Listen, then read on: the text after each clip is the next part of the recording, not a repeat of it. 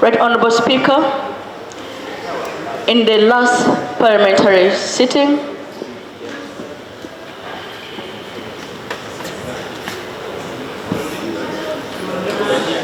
that it is my privilege as a Member of Parliament to have an opportunity to attend sittings and deliberate on issues on behalf of my people.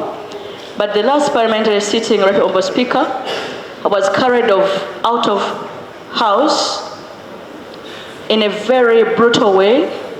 My dress was torn. I was actually stripped. Right Honourable Speaker, you've been just spoken about gender violence. I would like to tell you that the way I was carried is dehumanizing, because at one point I was actually being carried by men out of this house. I was denied the opportunity to represent my people. At that point, I want to describe, at one point, men carried me one leg on the right, another leg on the left, just spreading my legs. My dress was completely torn.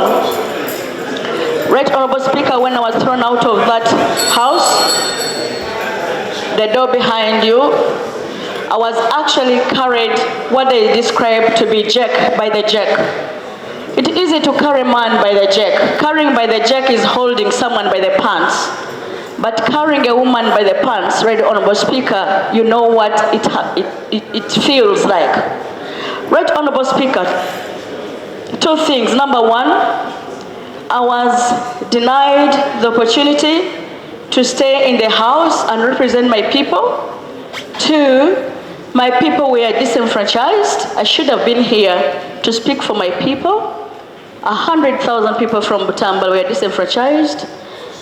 You may not have known, it's not only me who was taken out of this house without your directive, because even Honourable Charles from Busiro, who had not been suspended from this house, was also carried out, so his people were equally disenfranchised.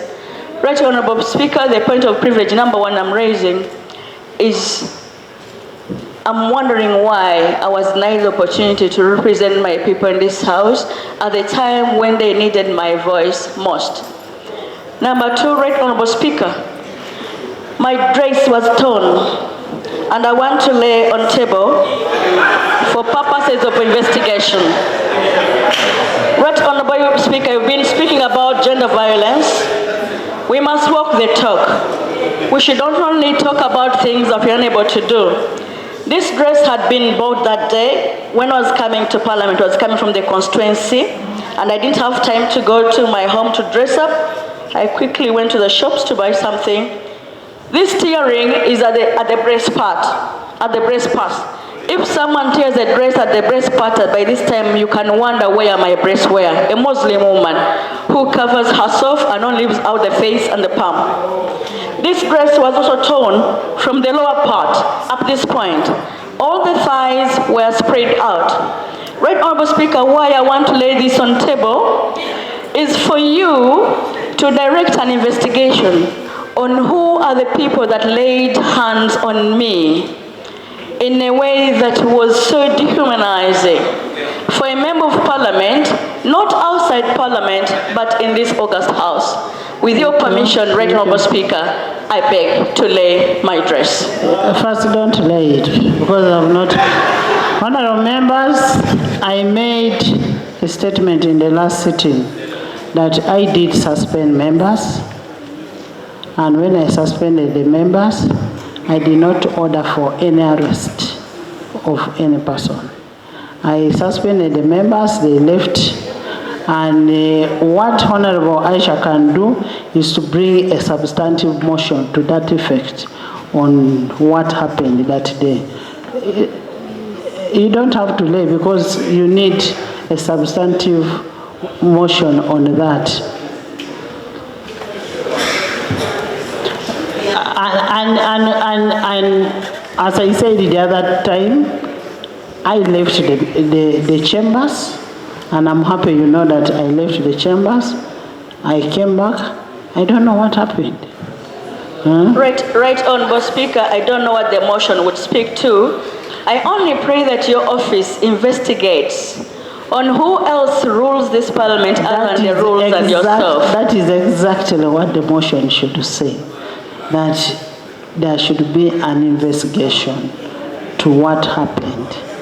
It is simple, Hajat. Bring a motion. Honorable Speaker, you expunged remarks from the Hansard about a claim that I made of security operatives raiding the chambers of parliament after the media was chased away, lights switched off, and our colleagues, including women, were bundled up by men and all of that.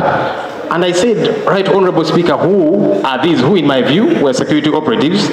And you said that that was a defamatory statement because these were not operatives. I said, well, good enough, the Speaker is our leader here. There are cameras here who can help us understand who raided this place, who manhandled Honorable Aisha and all the other people that were manhandled. And again, I know that there are cameras in here, but I said I'll still put it on recording. I have a CD here and a flash disk of people who raided these, our chambers, and manhandled people, for you to examine and help us understand who were these. Because even right now, Honorable Speaker, you have said you don't know who these were. That actually worried me the most, because you are the head of this institution, you are our leader, and our safety is to a greater extent your responsibility. So if my Speaker does not know who raided this place and manhandled members of Parliament, I am actually very worried. And I'm hoping that, Honorable Speaker, you'll follow it up, because the evidence is here, as I have tabled it, for you to follow up and help us understand. Because if my Speaker doesn't know, then who knows? I thank you. This is not admissible. What is admissible is on official report. That is under Rule 228.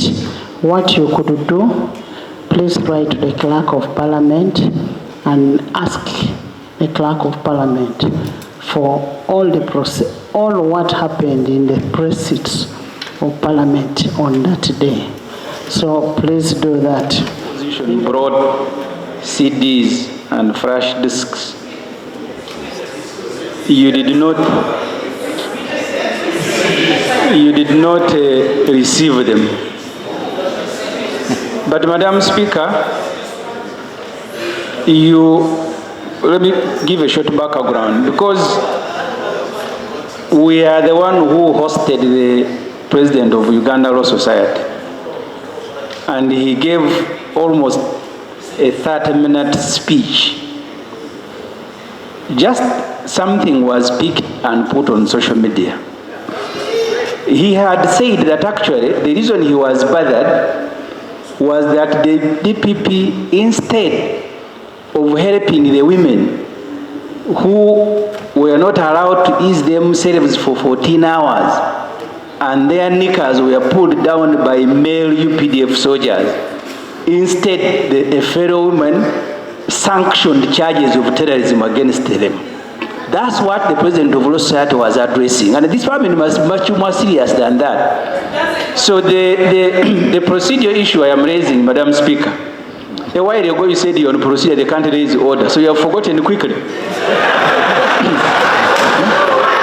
The procedure issue I am raising, Madam Speaker. Honourable members, I made a ruling to that effect. I made a ruling. We are not going to debate on what we have already passed. And Madam Speaker, I only requested, let's have respect for each other. Let's have respect. I agree, but it sounded like you were condemning the President of Law Society unheard. Their separation of powers. They have an act. They have a council. The law council. I did not condemn, unless if you are thinking of something else. Honorable Grace Akifesa, you are most welcome to the 11th Parliament. Can I have some silence? You're most welcome to the 11th Parliament. That's not how we behave. We don't shout always. I think they're only excited seeing you. You're most welcome to 11th Parliament. This is the people-centered Parliament, and where we believe we should take Parliament to the people and bring people to the Parliament of Uganda. I want to urge you to be a servant leader. Serve your people of Kisoro. Start from where the late left, and for you to be effectively perform your duty, here is a constitution for you, the supreme law of the land, and here are the rules of procedure that you'll be using in your day-to-day work. I want to congratulate you for coming to the 11th Parliament. Being an independent member of Parliament, you will sit direct there or on the other side. But since you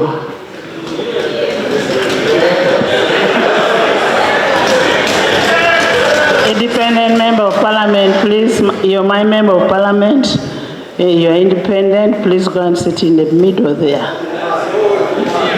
Just next to Sechkubo, Honorable Sechkubo.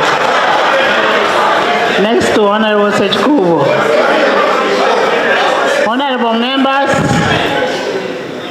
Honorable members, pursuant to Rule 1573 and 1582 and Rule 161 of the Rules of Procedure, are supposed to apply to the Dean of Independence. No, they indicate to the Speaker according to the rules, and then they are accordingly posted to those committees. As far as the rules are concerned, until a while ago, she was not a member of Parliament. Did she indicate before swearing in which committees she will sit on?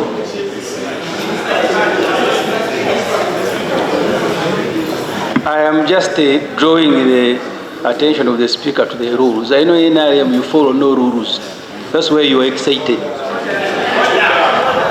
So, Madam Speaker, I am only drawing your attention to the rules that the new MP can only indicate to which committee after she is ushered into Parliament. Did she do it in the NRM way that you, before you are swearing in, then you apply to the committees? That will be irregular, Madam Speaker. Honorable